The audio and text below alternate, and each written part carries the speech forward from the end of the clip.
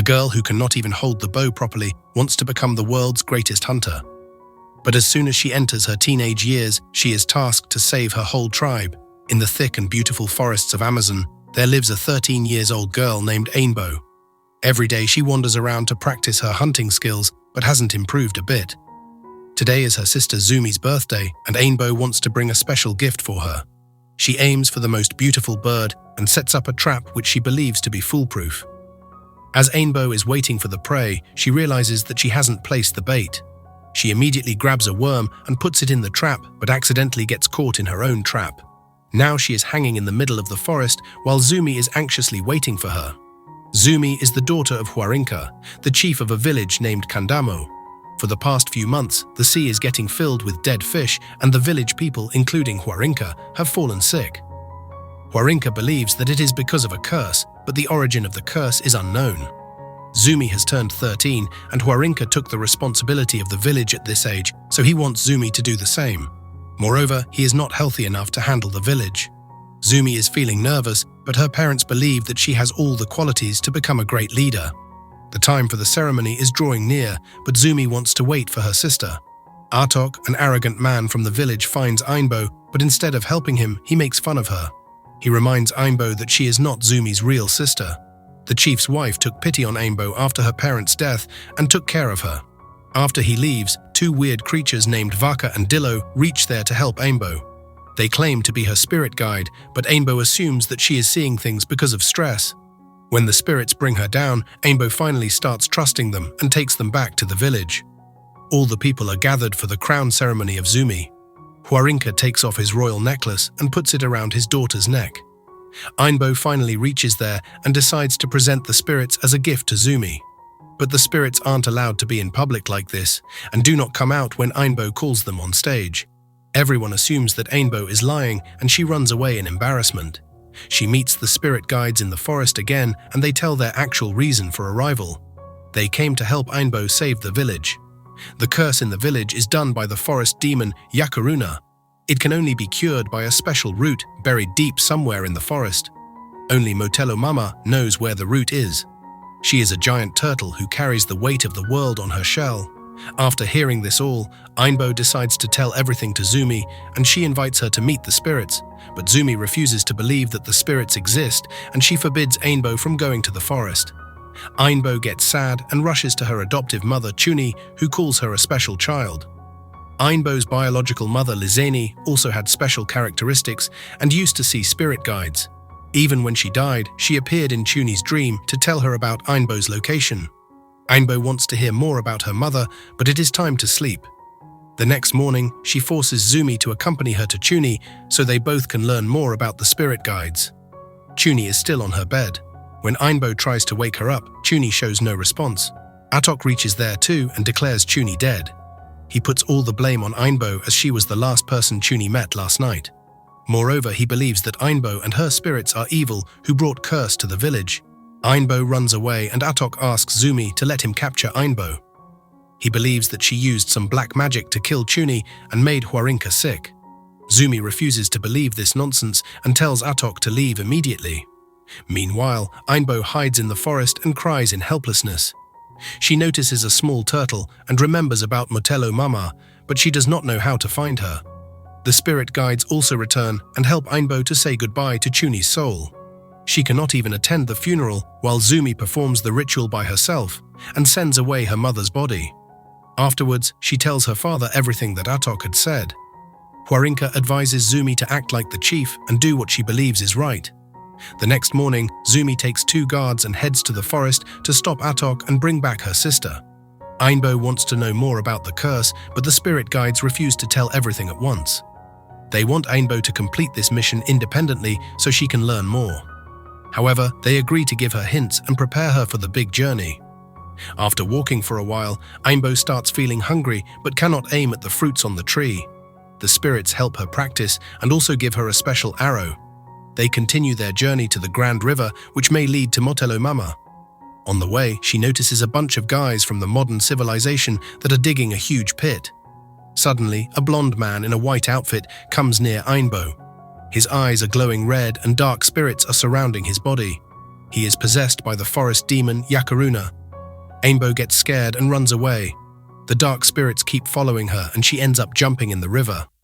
Vaka and Dillo help her get to the shore, and now she needs to complete the further journey by herself. She suddenly feels like someone is following her.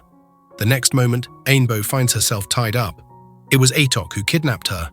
He lies that Zumi sent him to capture Ainbo and end the curse. Ainbo refuses to believe that and aims at Atok with her bow and arrow.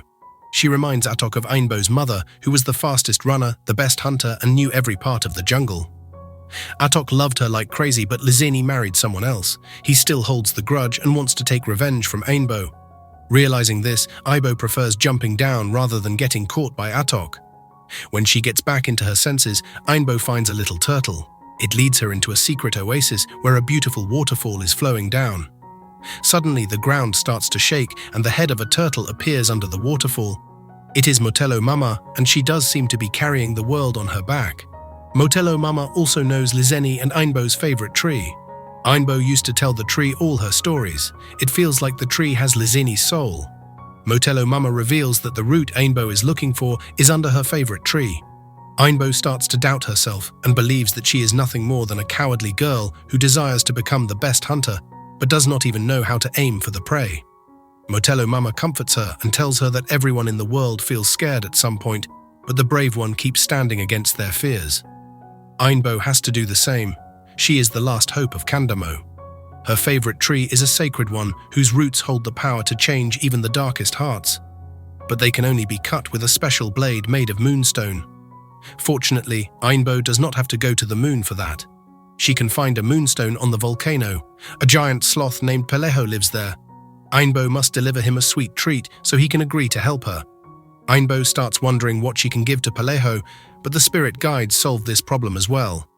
They have brought a sweet leaf tree, but Ainbo must take the whole tree to the top of the mountain because Peleho has a big appetite. Ainbo cannot do it alone and requests the spirit guides to accompany her. After more than an hour, they drag the tree halfway up the mountain, but it loses control and falls down again. Meanwhile, Zumi has found Atok, and she questions him about Ainbo.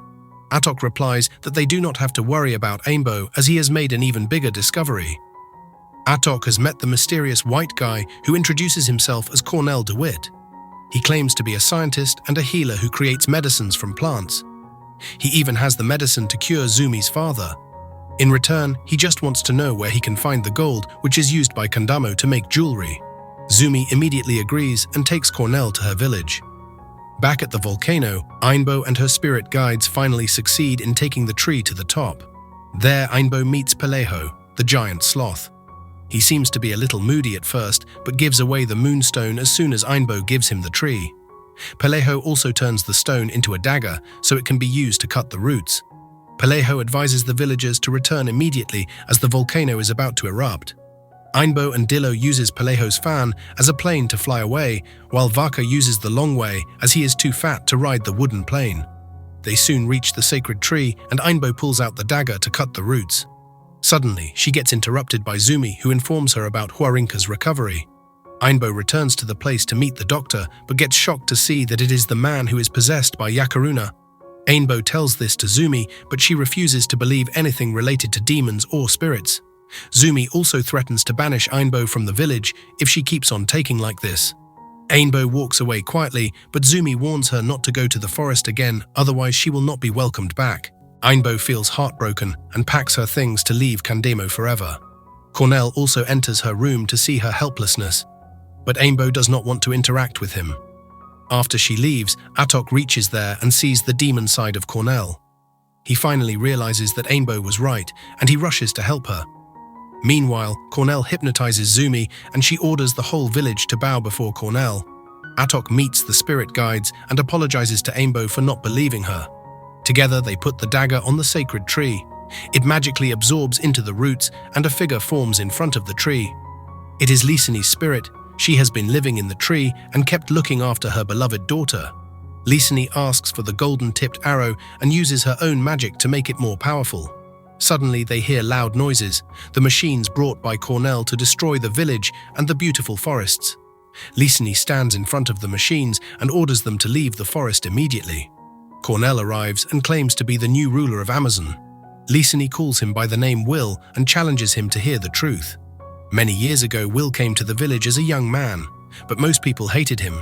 But Lisani fell in love with him, and he loved her too. Atok got jealous and accused Will of being a wizard who had cursed Lisani. They both were banished from the village. Lisani was saved by the forest spirits and became one of them, but Will was captured by the evil Yakaruna. Hearing all this, Cornell loses his senses and completely becomes the Yakaruna demon. Lisani is not afraid because she believes that her daughter will defeat the demon. Ainbo has only one shot to take down Yakaruna, but she cannot bring herself to shoot at her father. Atok explains to her that she is not attacking her father, she is saving him from the demon. Atok rushes to get Zumi, and Ainbo aims for Yakaruna. Her arrow flies like a flame and strikes right on target. Yakaruna and all of his machines are destroyed. After a while, a man steps out of the ruins. He is Will, Lisani's beloved husband and Ainbo's father. Ainbo runs to her parents and hugs them tightly. However, they cannot stay together forever. Lisani and Will have become spirits, and they do not belong to this world anymore, but they will stay nearby and look after their daughter. Atok steps forward and promises to take care of Ainbo like a father. Lisani feels satisfied and decides to leave. She and Will become a part of the sacred tree again, and Ainbo can visit them anytime she wants. Zumi hugs Ainbo and calls her a hero who saved Kandemo and its people. Ainbo believes there is still a lot to explore in the vast forests of the Amazon, but Zumi says it will be a piece of cake for Ainbo and her spirit guides. Hearing this, Vaka and Dillo also announce their departure. They only came here to prepare Ainbo, and she is fully trained now. Moreover, she has Zumi to accompany her in the upcoming adventures. Everyone in this world has a special purpose. No matter where he is born or where he is brought up, his fate will guide him to the right place to do the right thing at the right time. He just needs to keep an eye on the signs.